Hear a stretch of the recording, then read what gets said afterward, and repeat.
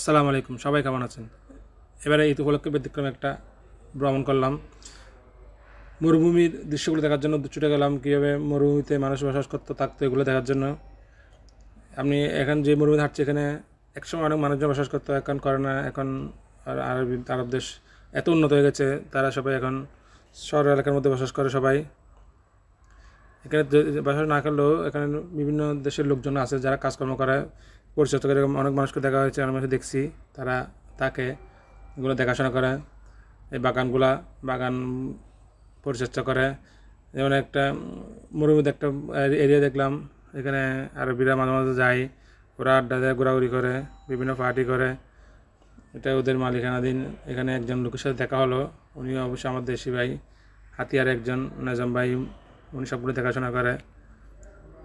এখানে পরিবেশটা আসলে এমনভাবে তারা সাজানো হয়েছে, মানে গ্রামীণ পরিবেশ, মরুভূমির পরিবেশটা সব পাওয়া যায়। অনেক আনন্দের, দোলনা সহ একদম বিনোদনের যে ব্যবস্থা করা রাখা হয়েছে এখানে,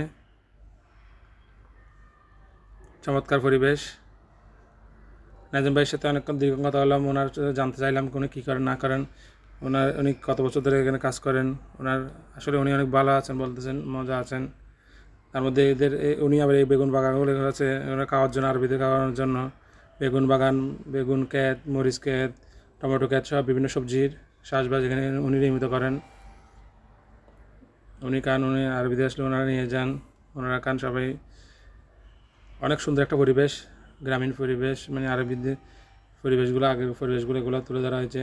দারুণ একটা মুহূর্ত কাটালাম, এনজয় করলাম। বিশেষ করে মরুভূমির স্বাদটা পেলে, মরুভূমির দৃশ্যটা অনুভব করতে পারলাম। ধন্যবাদ সবাইকে।